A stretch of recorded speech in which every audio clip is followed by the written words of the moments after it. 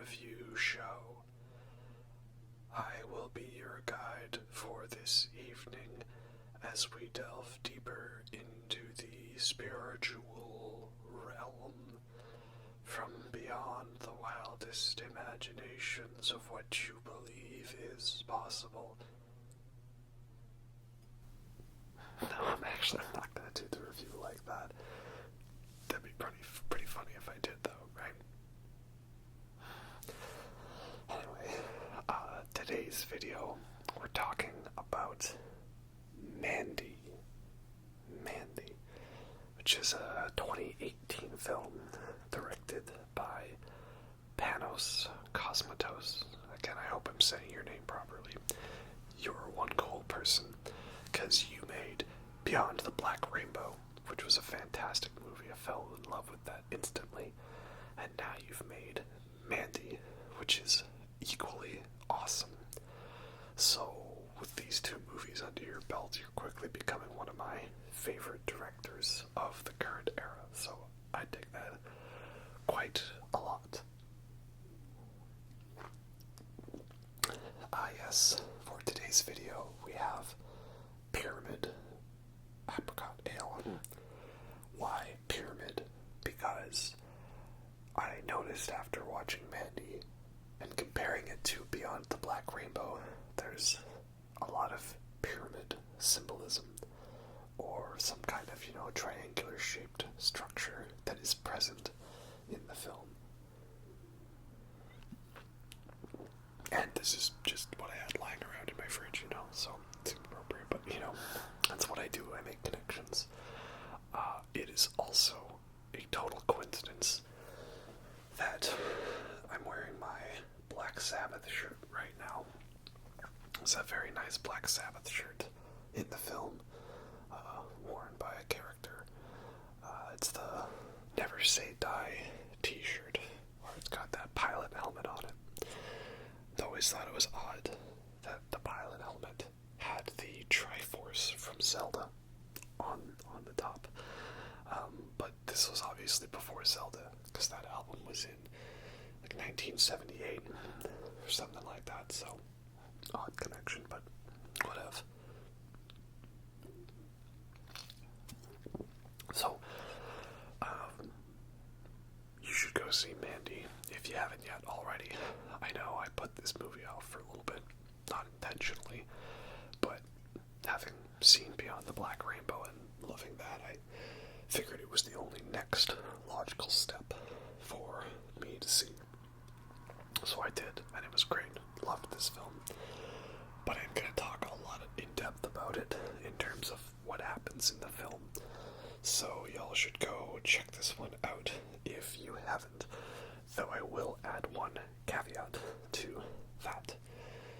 I'm pretty sure the trailers and the advertising and what my general knowledge about the film was made me think this was some kind of grindhouse, bloody revenge film with lots of violence and a sweet synthesizer 80s score and, very trippy and art house and druggy. And it is all of those things. But if you're thinking this is a straight up hardcore action movie and all the blood and the violence and stuff, that doesn't really happen until much later in the film. So it is a slow burn film, similar to Beyond the Black Rainbow in that sense, but it is definitely worth the build-up to what the film ends up becoming. And if this film had not had all this build-up to it, it would not have had nearly as much of an impact. So it is very important that the film pace itself properly. It's a thing I seem to be talking about lately, pacing. Pacing is important in a certain style of filmmaking, right? You can make films where you just jump right into it, right? Mad Max Fury Road, Gravity, Underwater, those films are just bam, right into everything, right? But not every film and not every style of storytelling can do that. You need to justify a few things first before you can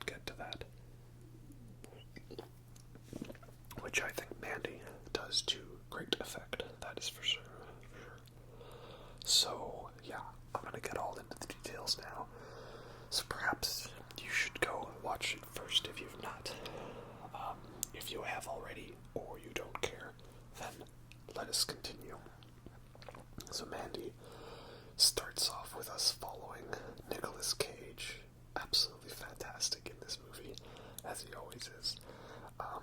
Him and his wife, they're just living a simple life out in this cabin in the woods, near Crystal Lake. Very nice reference, I got you there. Panos Cosmatos, lots of very overt references to the things that are inspiring him, and most of them I'd like to think that I caught on first viewing, and I'm okay with that, because as someone who likes my nerdy stuff and my references, it's very nice to see these nerdy people getting to make films of their own and interlace them all throughout their work. That's very nice. Like, again, the Black Sabbath shirt and the Motley Crue Shout at the Devil shirt. Those are, of course, more for setting the era of the film, which is also 1983, just like Beyond the Black Rainbow. So lots of connections here, lots of similarities in style. And this one also has a recorded message from, I'm pretty sure there was a Ronald Reagan speech near the start of the movie, which again helps set the era that we're talking about. It's a very important element to both films, because eventually we come across these, like, as Nicolas Cage puts it, these Jesus freak hippies that are just way too into their acid and, to think that they are the righteous way and stuff like that. Very Charles Manson inspired, crazy cult-like leader demanding absolute subservience from his followers, and lots of acid trips are involved, and there's ritual sacrifice all in the name of the good Lord. Right? Bunch of messed up stuff like that. And it's a common theme I found now in Panos Cosmatos. His director's work, that there seems to be this subtext of being highly critical of the baby boomer generation. This generation that grew up throughout the 60s, and they had this counterculture revolution, the freedom of the expression, and liberation through the use of drugs and rebelling against the authority. But ultimately all these people ended up becoming another cog in the machine, part of the system. And they grew up and became bankers and lawyers, and continued the system, running it into the ground, destroying the environment, the planet. And now we see ourselves in this current year where ultimately the vast failings of the system we have in place have all been exposed, showing that there is a drastic need for change, lest history once again repeat itself. Sorry, did I get too real there for a second? Anyway, let's get back to talking about some fictional stories, but in all seriousness, the point still stands. I feel like this is something that he's trying to get across in his work, because both films are very, very overtly set in 1983, and everything's meant to go on the retro 80s style. And I don't think Mandy was doing it just to, cash in on the very heavy 80s nostalgia wave that's been going on, because Beyond the Black Rainbow came out in 2010 or so, and that was before this retro 80s craze was, like, everywhere. But it still did all that in the style. So I do think that it is very important that these films are set at these times. I couldn't necessarily see this being done in a different time. It wouldn't have nearly the same impact and cultural subtext that it needed to have. So really like all the build-up then, very slow and drawn out. you're kind of in the zone.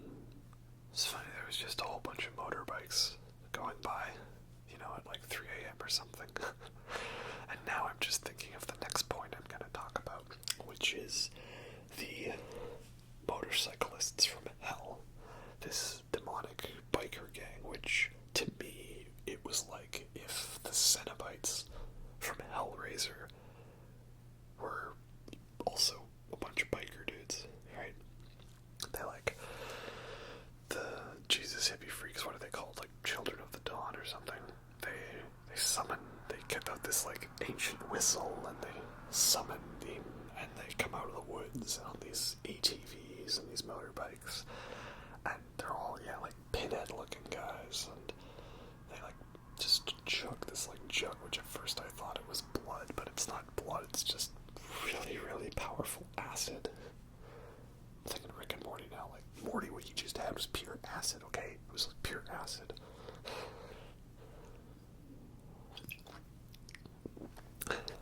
And, I love the design of this. It's just such a great looking film. And then so, basically the leader of this cult, he's just obsessed with getting Nicolas Cage's wife's character, who's named Mandy. And they force her to take a bunch of their acid, and he has this really weird trip where he's trying to explain himself as, I'm the Messiah. And she just laughs at him, of course. And then he goes all Frank Booth from Blue Velvet, like, don't you fucking look at me. Don't you fucking look at me. And then, I don't know if it was a Friday the 13th reference, but they, then take her and put her in a sleeping bag, hang her up, light her on fire. Jesus. And then Nick Cage, they kind of are making him like a Jesus figure in this, because they have him all tied up in barbed wire. He gets his hand nailed down in a later scene, and they also take this like ceremonial dagger and pierce his side, kind of like the Lance of Longinus, or something like that. I do like how this dagger is meant to just be some D&D reference, but they make it all like, behold the pale blade, that which from the abyssal lair. And there's always this green light around these things. It's another thing I see Panos likes to do. He has like ancient ritualistic looking daggers and weapons with all like this aura of mystique around them. And I thought the green glow around these weapons in this movie was like a reference to Lochnar from Heavy Metal. And it turns out I was right, because there's a couple of short animated segments later on that are totally straight out of Heavy Metal. There's like way too much nudity, and there's a green glowing orb pulled out of the carcass of a dead tiger, some beast of sorts. Like it's just straight up Heavy Metal. I love it. It's great.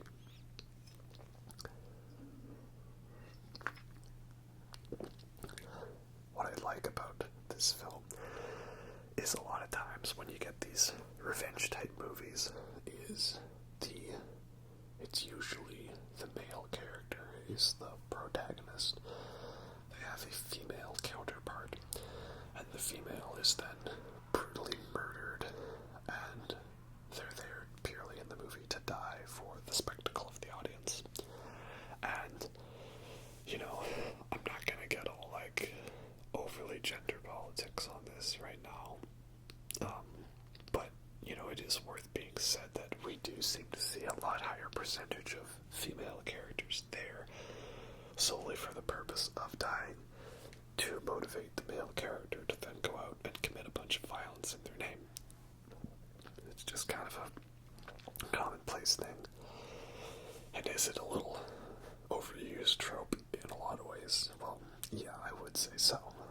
Right? Especially when it's underdeveloped female characters and they're there purely to serve that function. So, I like then that the first half of Mandy is taking its time to build this up. We actually see Mandy as a character and a person.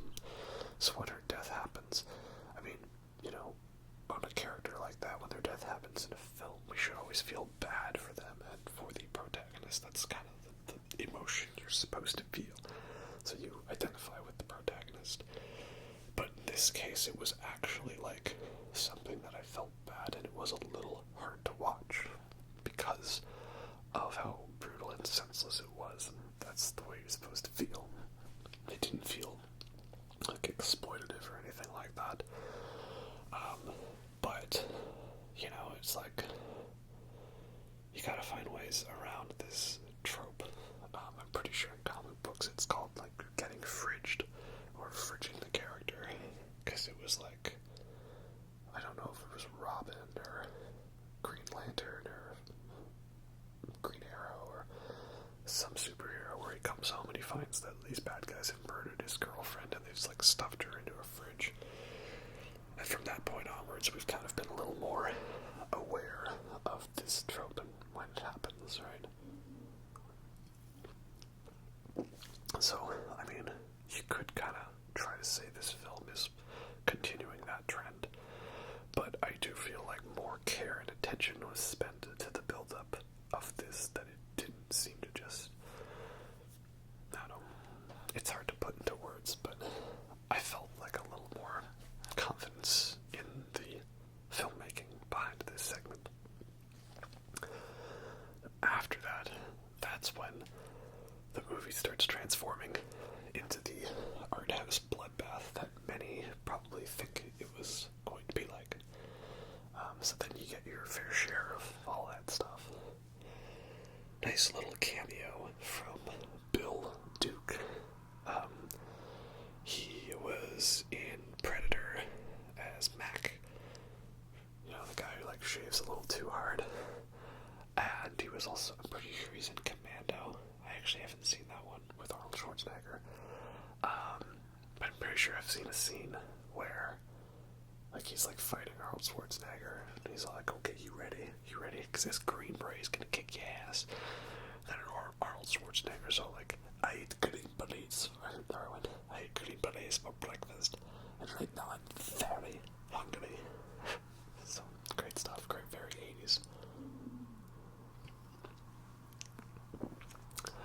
So, yeah, then the second half of Mandy, it's all that awesome, messy bloodbath that you were expecting. And Nick Cage, he, like, makes this, like, sweet-ass axe blade thing of sorts, which I guess is a reference to a Celtic Frost album cover. That's pretty metal. And then you got, like, dueling chainsaws with this, like, black metal sounding score. It's also synthwave, and you got, like, crushing heads. That's another thing I noticed. Panos, he's done both movies where a character crushes someone's head like it's Blade Runner. So again, I dig that reference. That's a sweet one. Yeah, and then he fights the Cenobite bikers and goes all in the cage, yelling out like, "You ripped my favorite shirt." Like, oh, it's very good. Very good, very brutal. And it's, again, it's also a trippy movie, like a lot of drugs in this movie. Very similar to Beyond the Black Rainbow. Like, Panos has a style, and I like the style very much, you know? It's like very metal, but very trippy and very artsy-fartsy. I like that kind of stuff, right? So yeah, this is a very good movie. Really enjoyed it very much. Very well done.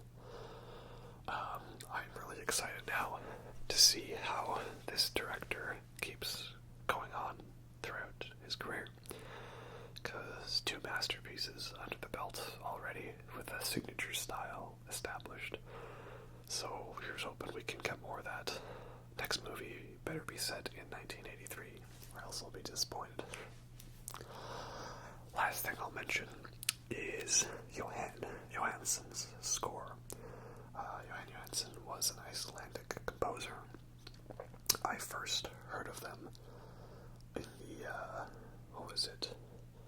He had this album called, like, IBM 1401, a user's manual, and it's like some weird ambient music, and then the last song, was used in the trailer for Battle Los Angeles called The Sun's Gone Dim and the Sky's Gone Black.